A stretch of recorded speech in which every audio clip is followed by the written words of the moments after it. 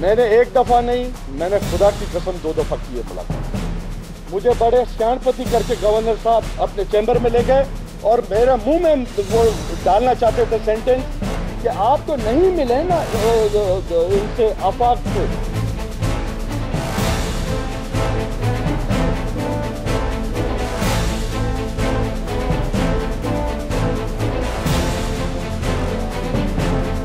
Welcome back after the break. आप देख रहे हैं प्रोग्राम सड़क किनारे और आज के इस प्रोग्राम सड़क किनारे में हम बात कर रहे हैं कि बयानात की जो सियासत है उसका अताब पूरे कराची के शहरी भुगत रहे हैं।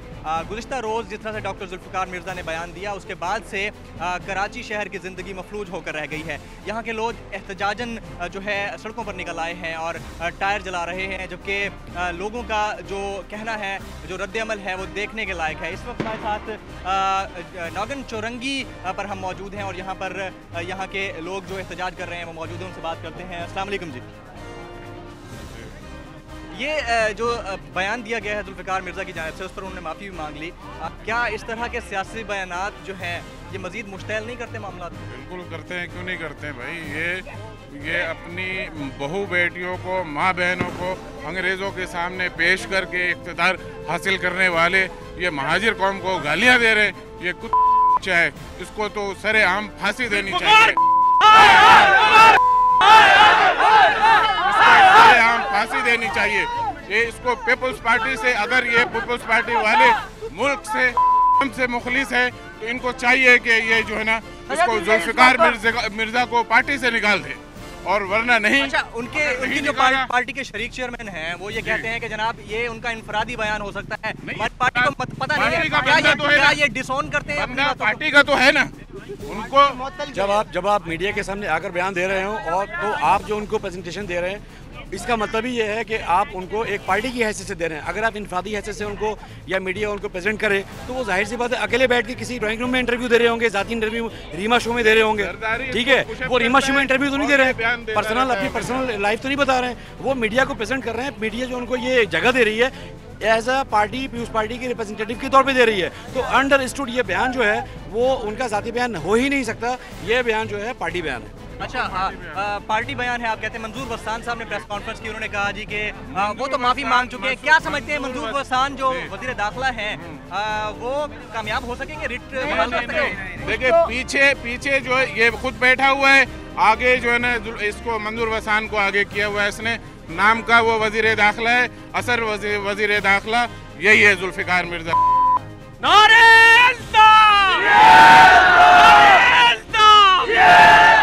अच्छा, तरक्की याफ्ता ममालिक में एक चीज़ देखी जाती है कि जब भी बयानात देता है कोई कारकुन किसी पार्टी का तो पहले सोचता है पार्टी लेवल पर जाके, वो डेमोक्रेसी होती है पार्टी के अंदर भी, बाकायदा जांचा परखा जाता है, जांचा परखा जाता है, उसके बाद बयान दिए जाते हैं। और इसी तरह से एहतजाज का रवैया भी यही होता है कि खास पॉइंट पर जाकर एहतजाज किया जाता है। पाकिस्तान में सूरत हाल बिल्कुल अजीब ही दिखाई देती है, जिसका दिल करता है जिसके खिलाफ चाहे बयान दे देता है, उसके बाद एहतजाज के लिए पूरे अवाम सड़क पर निकल आते हैं। क्या ये रवैया फितरी है? इस तरह के बयानात से इज्तनाब करना चाहिए। बिल्कुल, देखिए यहाँ इक़्तिदार में जो बैठे हुए जरूरी है, अवाम से उनका कोई वास्ता नहीं है, वो टोटली वडेरे जागीरदार सरमायादार है, उनका अवाम से मुल्क से कोई वास्ता नहीं है। ये जितने भी लीडरान हैं यहाँ पे इक़्तिदार में बैठे हुए ये सारे जो है ना अंग्रेजों के चट्टे बट्टे हैं, ये हमारा कोई वास्ता नहीं इनसे। आप क्या कहते हैं? पाकिस्तान साहब, मैं बात ये कह सकता हूँ, इसके पीछे सबसे बड़े जरदारी साहब खुद हैं। क्यों? जुल्फ़िकार मिर्ज़ा साहब जब जेल में थे तो जरदारी साहब उसके चहेते थे उसके, और उसकी सबसे ज्यादा उसको ना जरदारी साहब उसके लिए कुछ कर सकता है, उसका जी जाता है। ये क्या तरीकाकार है कि 24 घंटे पहले बयान, बल्कि 24 घंटे भी नहीं गुजरे, बयान दिया और फिर उस पर माफी मांगी? ये उनका बताऊं, ये पीछे से पूछ करा जाता है, माफी मांग लिया, रिटर्न माफी पूछ करा जाता है उसको। जुल्फ़िकार जबकि नफ्सियाती मरीज है, आधा नफ्सियाती मरीज हो चुका है वो, उसके दिमाग में कुछ आता है, वो जो बोल देता है। अच्छा, इसका हल क्या हो सकता है आइंदा के लिए पार्टी लेवल पर क्या सोच समझ करना चाहिए? है कि आप लोग बैठकर एक तरीके से हर चीज को पार्टी बेस पर भी उसको सोचा जाए कि हम ये चीजें क्यों कर रहे हैं, ये चीज गलत है, आवाम को भी तकलीफ दे रहे हैं, हर चीज को तकलीफ दी जा रही है। कारोबार तकलीफ में आ रहा है, हर चीज़। कराची सूबा ऐसा सूबा है कि जिसने भी इसको बंद होया पूरा पाकिस्तान भूखा मर जाएगा। ये बताइए कि गुज़िश्ता तकरीबन 16-17 घंटे के दौरान पूरे शहर में 25 से ज़्यादा गाड़ियाँ जल चुकी हैं, 20 से ज़्यादा अफराद जहाँ भाग हो चुके हैं, इसके अलावा ज़ख्मी भी हैं। तो क्या एहतजाज या इश्ताल का ये तरीका ये किसी तरक्की याफ्ता ममालिक की नज़ीर हो सकता है? हाँ, ये होता है।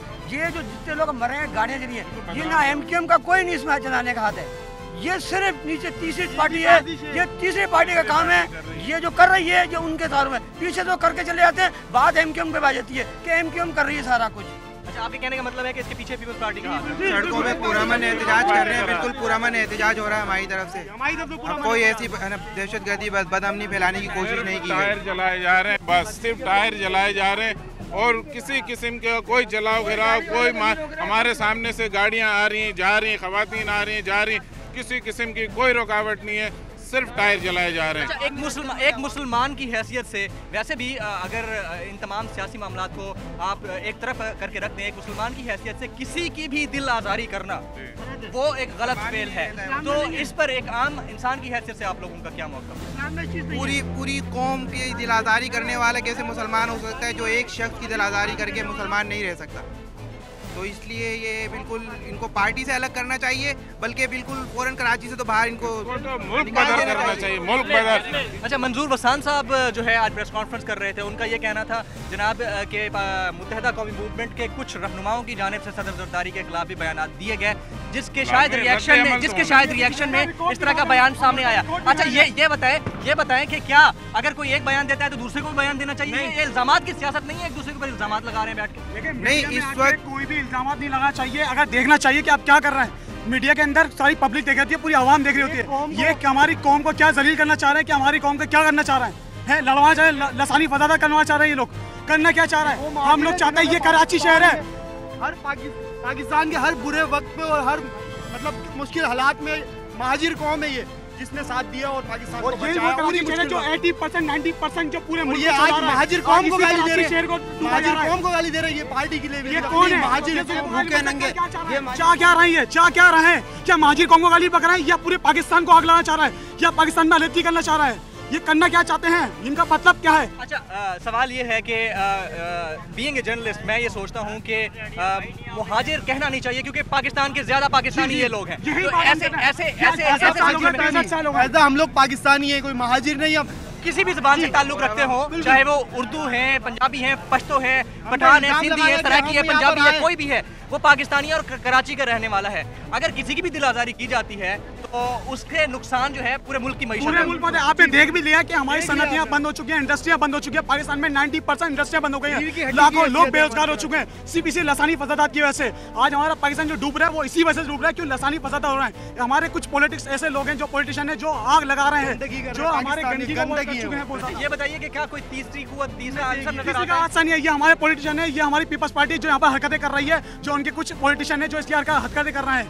ये सारे हम ये नहीं बोलते, सारे पॉलिटिशियन ऐसे हैं। कुछ पॉलिटिशियन जैसे जुल्फ़िकार अली मिर्जा, इन्होंने जो बयान दिया है, आज उनका रिएक्शन देख ले। पूरे कराची में क्या हुआ है, पूरे कराची का पूरे पाकिस्तान में हुआ है।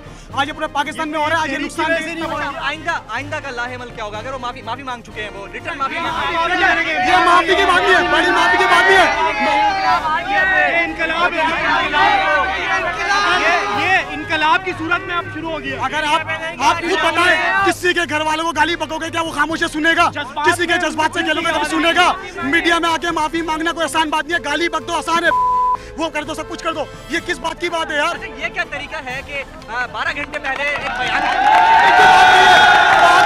हमारी कौम की बात है, इससे हमारी कौम को लगा, हमारी कौम को गाली बका। किससे बका? क्या वो महाजिर नहीं है? क्या वो सिद्धी नहीं है? हमने कभी सिद्धी को गाली बकी है?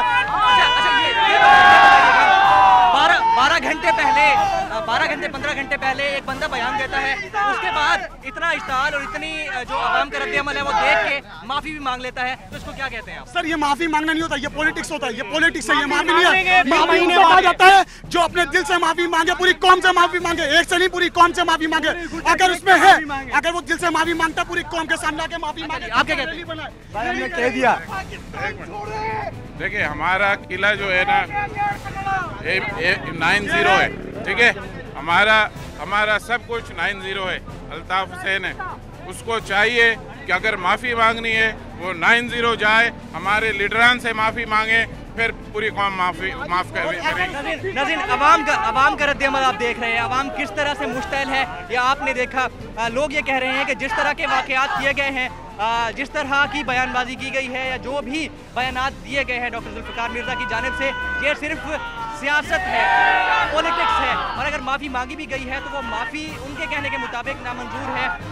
तमाम बातों से कतई नज़र सवाल सिर्फ ये पैदा होता है कि बयानात की सियासत हो या मामलात की सियासत हो, नुकसान सिर्फ एक आम शहरी को और कराची के रहने वालों को होता है। नाज़रीन, यहाँ टाइम हुआ एक ब्रेक का। ब्रेक के बाद हम वापस आएंगे तो वापस आके मजीद लोगों से बात करेंगे और इस टॉपिक पर डिस्कस करने की कोशिश करेंगे कि किसी भी शख्स के पार्टी लेवल के बयानात या इनफरादी लेवल के बयानात किस हद तक आवाम को मुतासर करते हैं। रहिए साथ हमारे।